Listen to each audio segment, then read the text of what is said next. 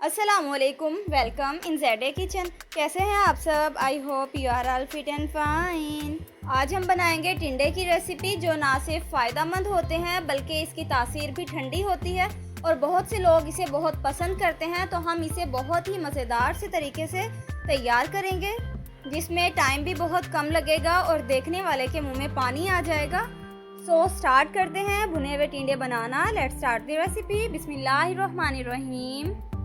मैंने लिए हैं 1 किलो टिंडे और इन्हें वॉश कर लिया है। अब सबसे पहले हम इसको छील लेंगे। इसका छिलका थोड़ा मोटा उतारेंगे ताकि ये गल जाएं। चूल्हे पर रखते हैं कुकर और हम इसे कुकर में तैयार करेंगे। आपके पास अगर कुकर नहीं है तो आप देगची में भी बना सकते हैं। 1 कप ऑयल मैंने इसमें शामिल कर दिया है और साथ ही ली है 3 नॉर्मल साइज की प्याज और इन्हें काट लिया है। मसालेदार टिंडे बनाने के लिए प्याज मैंने थोड़ी ज़्यादा ली है। अब इसे हम भून लेते हैं। प्याज का प्यारा सा गोल्डन कलर हम देंगे। जो लोग मेरे चैनल पे नए हैं वो चैनल को सब्सक्राइब कर लें और साथ लगे बेल आइकन को दबा के ऑल के बटन पे लाजमी प्रेस करें ताकि मेरी न्यू वीडियोस की नोटिफिकेशंस टाइमली आपको मिल सकें और आप मेरी मज़ेदार सी रेसिपीज देख सकें। अब इसमें 1 चम्मच लहसुन अदरक का पेस्ट मैंने ऐड कर दिया है। लाइट ब्राउन इसका मैंने शेड दिया है प्याज का, डार्क इसे नहीं किया। अब इसे भून लेंगे और भूनने के बाद हम इसमें शामिल करेंगे टमाटर। इसके टेस्ट को बढ़ाने के लिए टमाटर मैंने थोड़े ज़्यादा लिए हैं, तो 4 मैंने लिए हैं टमाटर, जिसे नॉर्मल साइज़ में काट लिया है और इसे भी हम साथ ही भून लेंगे। इससे मसाला बहुत अच्छा तैयार हो जाएगा।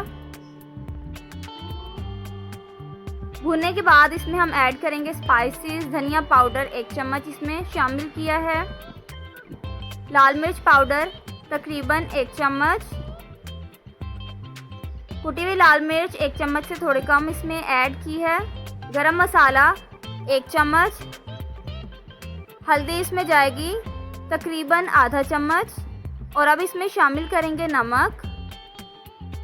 1 चम्मच के करीब मैंने इसमें नमक शामिल कर दिया है। अब स्पाइसेस डाल के हम इसे भून लेंगे और लो फ्लेम पर हम इसका अच्छा सा मसाला तैयार करेंगे।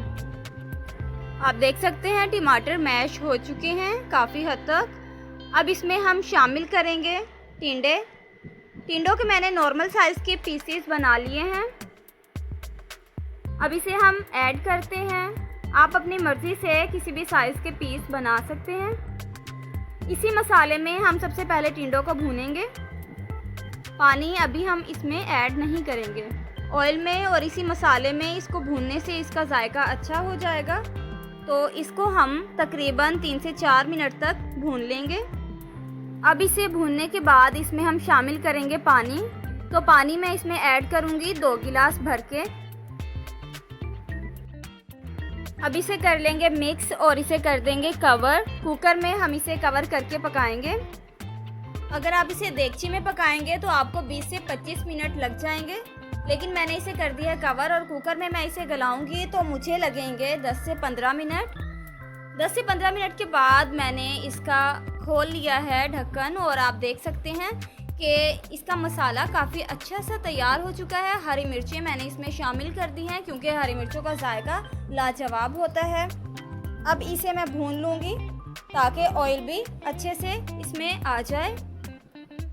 अब इस पे हम शामिल करेंगे हरा धनिया, जिसके बगैर सालन की रौनक ही नहीं आती और सब्जियों के लिए तो बहुत ही लजीज जायका देता है हरा धनिया। तो इस पे हमने शामिल कर दिया है।